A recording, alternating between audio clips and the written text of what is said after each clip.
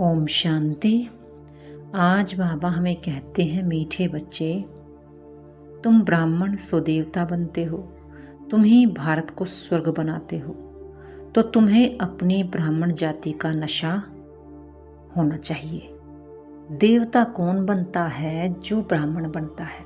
ब्राह्मण बनना माना नियमों और मर्यादाओं को अपने जीवन में धारण करना। तभी हम सच्चे सच्चे ब्राह्मण कहलाएंगे।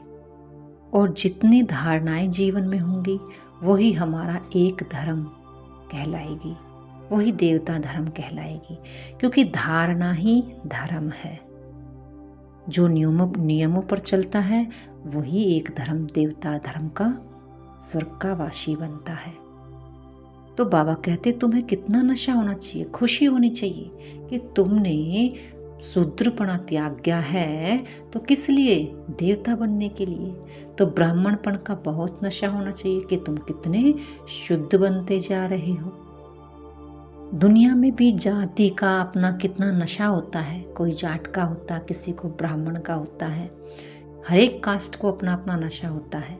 लेकिन हमें तो सबसे ऊंच धर्म के बन रहे हैं, तो हमें ब्राह्मण का, हमें अपनी धारणाओं का कितना नशा होना चाहिए कि जितनी धारणा हमारी पक्की होंगी उतना ही हमारा अटल अखंड राज्य हमें मिलेगा। आगे बाबा कहते हैं, सच्चे ब्राह्मणों की मुख्य निशानियां क्या होगी? पहला, सच्चे ब्राह्मणों का इस पुरानी दुनिया से लंगर उठा हुआ होगा। वह जैसे इस दुनिया का किनारा छोड़ चुके होंगे। सच्चे ब्राह्मण वह है जो हाथों से काम करते रहेंगे और बुद्धि सदा बाप की याद में रहे, अर्थात कर्म योगी। तीसरी, ब्राह्मण अर्थात कमल फूल समान होगा। चौथी, ब्राह्मण अर्थात सदा आत्माभिमानी रहने का पुरुषार्थ करने वाला होगा। पांचवा, ब्राह्मण अर्थात काम महाशत्रु पर विजय प्राप्त करने वाला होगा। आज बाबा ने 5 निशानियां ब्राह्मणों की बताई हैं कि ब्राह्मण कौन है? जो पुरुषार्थ करता रहे। आराम पसंद ब्राह्मण नहीं हो, पुरुषार्थ में लगा हुआ हो, जिसका इस दुनिया से भी लंगर उठा हुआ हो, जो काम करते हुए बुद्धि बाप में लगी रहे, जो कमल समान इस संसार को देखे, जो आत्माभिमानी होकर रहे और जो काम विकार पर जीत पाए। ये काम विकार बहुत बड़ा है, इसलिए बाबा इसको कहते हैं कि जिसने काम को जीत लिया उसने जगत को जीत लिया। इस काम विकार में कामनाएं भी आ जाती हैं जो इसको बड़ा कर देती हैं। क्योंकि अगर कामना या कोई भी इच्छा नहीं जागे तो हम कोई भी विकार में जा नहीं सकते। इसलिए बड़े बड़े विकारों को भी विकार किस रूप ने दिया है? हमारी इच्छाओं ने, कामनाओं ने। लेकिन यहाँ बाबा ये स्त्री पुरुष के काम की बात करते हैं कि जब तुम स्त्री और पुरुष के भान से छूट जाओगे तो तुम अपने अर्थ में टिक जाओगे, यानी आत्मा पुरुष में टिक जाओगे। पुरुषार्थी का अर्थ ही है, अर्थी माना ये शरीर और पुरुष माने आत्मा। जब हमारा सच्चा पुरुषार्थ कब पूरा होगा? जब हम आत्मक स्थिति में टिककर इस शरीर को देखेंगे, किसी के भी आकर्षण में नहीं जाएंगे। कोई स्त्री है, पुरुष है, भाई है, बहन है, किसी के भी, तब कहेंगे लंगर उठा हुआ है। इसमें 5 ही बातें जरूरी हैं। लेकिन ब्राह्मणों को इन 5 ही बातों में पुरुषार्थ करते रहना है, तभी वो इन पर जीत पाएंगे। बाबा आगे ये भी कहते हैं, बच्चों कभी ये भूलो मत कि हम ब्राह्मण हैं, हम देवता बनने वाले हैं। क्योंकि अगर तुम अपने ब्राह्मणोपणों को भूल गए तो देवता नहीं बन सकते। देवता तो ब्राह्मण ही बनेगा, शूद्र देवता नहीं बन सकता। क्योंकि जो नियमों पर ही नहीं चलेगा वो देवता नहीं कहला सकता। बाबा कहते हैं, बच्चे मुझे याद करना तो बहुत सहज है, लेकिन सन्यासियों ने योग अक्षर जोड़कर उसको मुश्किल कर दिया है। और सहज याद हमारी कब होती है? जितना जितना हम स्वयं पर ध्यान देते हैं, आत्मा की उन कर्मेंद्रियों पर ध्यान देते हैं जो हमें इस स्थिति में टिकाती हैं। पहली पहली कर्मेंद्रियां हमारी मन बुद्धि हैं, जो कि आत्मा की ही ऑर्गन्स हैं। जब हम इन पर चेकिंग का पहरा बैठाते हैं तब हमारी याद सहज हो जाती है, और जब हम चेकिंग का पहरा हटा देते हैं तो याद जैसे मुश्किल हो जाती है। बाबा कहते हैं तुम ब्राह्मण बच्चे ही नॉलेजफुल हो, क्योंकि नॉलेज ज्ञान किसकी बुद्धि में बैठेगा?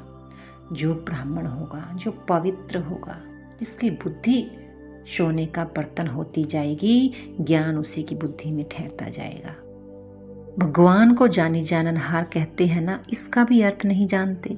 ऐसा नहीं कि वह सबके दिलों में बैठा है, वह सबके दिलों को जानता है, नहीं, उनको सृष्टि के आदि मध्यांत की नॉलेज है। वैसे बाबा सब कुछ जानता है, लेकिन सब कुछ जानते हुए इस सृष्टि पर वो साक्षी है। इसलिए बाबा कहता मैं सबके दिलों को जानता तो हूँ, क्योंकि वो देखता है सबको। इसलिए बाबा कहता है मैं बता नहीं सकता, क्योंकि मैं भी साक्षी हूँ, और तुम्हें भी मेरे जैसा साक्षी होकर पाठ बजाना है। क्योंकि कई बार ब्रह्मा बाबा से ये कुछ बच्चे आते थे तो प्रश्न करते थे कि बाबा आप तो सब कुछ जानते हो, बताओ मेरे मन में क्या चल रहा है। तो ये बातें जैसे ब्रह्मा से ही पूछ रहे हैं। अगर शिव बाबा तो निराकार है, पूछना हो तो तुम भी निराकार बनो और निराकार बाप से कुछ भी अपने सवालों के जवाब लो। इसमें बड़ी मेहनत चाहिए, बड़ी ऊंची अवस्था चाहिए। इसलिए फिर ब्रह्मा बाबा कह देते हैं बच्चे मैं किसी के दिलों को नहीं जानता। हमें सदा नशा रहना चाहिए कि हमें कौन मिला है। ऑलमाइटी अथॉरिटी, सर्वशक्तिमान बाप हमें मिला है। तो जो भी प्रश्न, जो भी सवाल हो बाप से पूछो, लेकिन सवाल जवाब उसी को मिलेगा जो अपनी बिंदु रूप स्थिति में होगा, क्योंकि बाप भी बिंदु और आत्मा भी बिंदु है। तो जो भी उसका आंसर आएगा वो भी बिंदु स्वरूप का ही निकलेगा। बाबा कहते हैं झोली भर दे। शिव के मंदिर में जाते हैं और कहते हैं झोली भर दे, समझते नहीं इसका अर्थ क्या है। भगवान जब आते हैं तो भगवान कौन सी झोली भरते हैं? भगवान संसार का साधनों का सुख व्यक्ति को नहीं देते, वो तो आकर उसकी बुद्धि रूपी झोली को ज्ञान रत्नों से भरते हैं। और जितना वो आत्मा ज्ञान रत्नों से अपनी बुद्धि रूपी झोली को भरती है, वो उन्हीं रत्नों से कमाई करके संसार का सब कुछ प्राप्त कर लेती है। तो झोली भरने का अर्थ ये है कि बुद्धि को एक शिव बाप में लगाओ। संसार में जाते हैं शंकर के पास, ये भर दे झोली। शरीर के पास जाता है, क्योंकि शंकर भी सूक्ष्म शरीरधारी दिखाया है, और दुनिया वाले भी शरीर की तरह ही जाते हैं उसके पास। लेकिन शिव के पास कोई भी पहुंचता नहीं। शिव तो निराकार है। बाबा कहते हैं मैं उसी की झोली भरूंगा जो निराकार होकर मेरे पास बैठेगा। फिर मैं अपने ज्ञान रत्नों से, जो मेरे खजाने हैं, जो मेरी प्रॉपर्टी है, मैं उससे बच्चों को भरपूर कर दूंगा। और बच्चे समझदार होंगे तो उसको फिर कमाई में लाएंगे, उसको अपने कार्य में लगाकर बढ़ाते जाएंगे, और संसार के सब साधन, सब कुछ उन्हें प्राप्त होने लग जाएगा। आगे बाबा कहते हैं बच्चों मनसा वाचा कर्मणा, एक्यूरेट बनना है। ऐसा ना हो मन में सोचा तो नहीं था, बोल दिया, ये समय पर ये कार्य करना था लेकिन अभी नहीं, फिर करेंगे। एक्यूरेट, जैसी हमारी मनसा हो वैसा ही बोल हो, फिर वैसा ही कर्म हो। बाबा उसको एक्यूरेट कहते हैं, यानी अंदर बाहर एक समान हो। इसी में मेहनत होती है, क्योंकि मनसा वाचा एक्यूरेट हो जाता है, लेकिन करनी में हम ढीले हो जाते हैं। क्योंकि संसार में करनी ही टफ है। जितनी बाबा बताते हैं उतनी करने में मेहनत लगती है, लेकिन जो करता है सो पाता भी है। बाबा बताते हैं कि ब्राह्मणों की पूजा नहीं हो सकती, ब्राह्मणों का गायन होता है, क्योंकि ब्राह्मणों की अवस्था भी संगम युग पर चढ़ती और उतरती रहती है। कभी तो ब्राह्मण एकदम ऊंच चोटी से बन जाते हैं और कभी एकदम तुच्छ नीचे गिर जाते हैं। तो इसलिए उनका गायन हो सकता है, पूजन नहीं। पूजन तो शरीर का और आत्मा का साथ साथ होता है और पवित्र तो देवताएं ही होते हैं। बाबा कहते हैं तुम्हें तो शुद्ध अहंकार होना चाहिए कि हम बाबा की श्रीमत पर चलकर इस भारत को स्वर्ग बना रहे हैं। बाबा कहते हैं लक्ष्य के ऊपर तुम्हें बिल्कुल शुद्ध अहंकार होना चाहिए कि हमें ही करना है, हम ही करेंगे।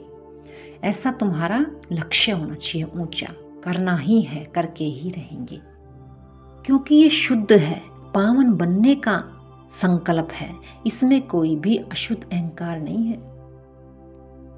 शिव बाबा कहते हैं मैं आता हूँ सवेरे को। अच्छा, फिर कोई मिलने के लिए आते हैं तो क्या समझेंगे नहीं? ऐसे कहेंगे क्या कि बाबा आप आकर हमें समझाओ? मैं नहीं समझाऊंगा, ये बड़ी गुप्त बात है समझने की। बाबा ने इसको सवेरे का समय कहा है कि भगवान कब आते हैं, सवेरा। और सवेरा अमृत वेले को भी कहा जाता है, संगम युग को भी कहा जाता है। इस बात को हमें स्वयं ही समझना होगा। बाबा कहते हैं मैं तो सबसे अच्छा समझा सकता हूँ, लेकिन तुम उस सवेरे के समय को समझो तो सही कि कौन से सवेरे की तरफ बाबा इशारा करते हैं। बाबा कहते हैं मम्मा भी समझाती थी और ब्रह्मा बाबा भी बच्चों को समझाते थे, इसलिए इतना ऊंचा पद पाया। क्योंकि मम्मा बाबा सवेरे सवेरे बाबा से सब कुछ समझ लेते थे, फिर बच्चों को समझाते थे। और उस बच्चों की बुद्धि इतनी क्लियर नहीं थी जो बाबा से सब कुछ समझ सकें, इसलिए बाबा से समझने के लिए बुद्धि की लाइन बिल्कुल क्लियर चाहिए, तभी ऊंचा पद पाओगे और तभी दूसरों को समझा पाओगे। बाबा से हर बच्चे राय लेते थे कि मैं गृहस्थ में रहता हूँ, धंधा भी करता हूँ, तो बाबा हर एक बच्चे को उसकी नब्ज़ देखकर ही राय देते थे, क्योंकि बाप समझते हैं मैं कहूँ और बच्चा कर ना सके, ऐसी राय ही क्यों दूँ, नब्ज़ देखकर राय ही दी जाती है जो वो कर सके। कहूँ और वो करे ना तो जैसे नाफरमानदार की लाइन में आ जाएगा।